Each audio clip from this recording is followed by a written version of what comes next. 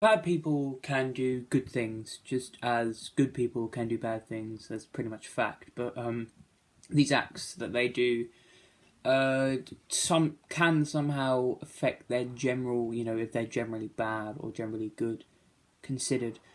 But not these acts on their own as one solo good act or a collection of solo good or bad acts are not going to completely shift that one person's entire consideration. They're not going to immediately go from being a bad person to a good person just because of one thing they've done.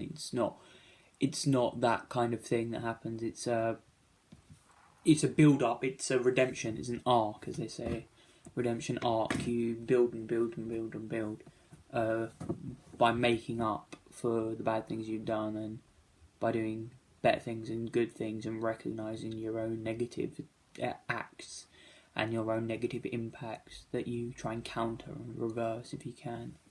There's a bit of conflict between whether certain good acts done by bad people should be celebrated because of their positive impact, despite the person who did them being a bad person, having done bad things. So should we celebrate that or not? Should we just acknowledge that there were positive outcomes and not celebrate the person? Should we just celebrate the act?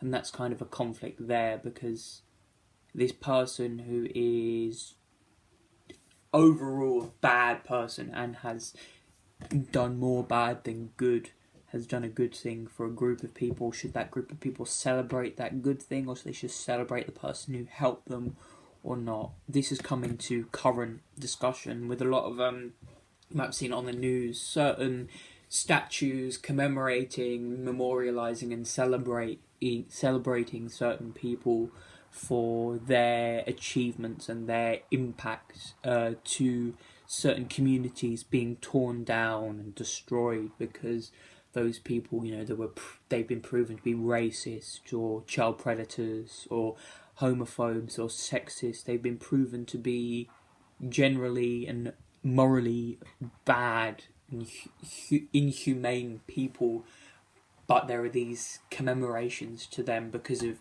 their impact on these communities and these towns. They built these churches, they built these hospitals, they built these schools, and that's what they're celebrating. But this person was a bad person who did bad things, so why commemorate them? But then that builds a conflict, because we're not commemorating the person who is the reason behind our success. So it's definitely a conflict, and I just want to discuss this because that is quite a big talking point in current news, because of the amount of people who try and tear down these statues of bad people who are being commemorated for good acts. Like the Winston Churchill statue is currently being boarded up and protected because, yes, of course, Winston Churchill was a very important commemoratable figure in British history, but he was a racist, which is well known. And I don't know his name, but the founder of the Boy Scouts, the UK equivalent, I think it's just called the Scouts Association.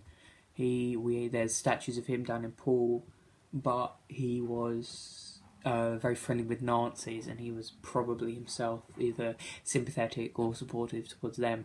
Yet we have a statue of him because of his help his community has provided to young children. But then there's also the scandals of the Boy Scouts as well, which are quite grotesque. That bring into question, why are we celebrating this person? Because we know, we can acknowledge that they did good things, but we know they did worse things. So I think it's best to acknowledge the act and not the person. We don't need a giant statue of someone because they did a good thing. We just need to know that this thing was done. We need to know that this thing was done for us, not because this thing was done by this person. So we celebrate and heroise this person because these people aren't heroes, quite frankly. Well, some of them be considered when looking through a certain perspective, but that's about it.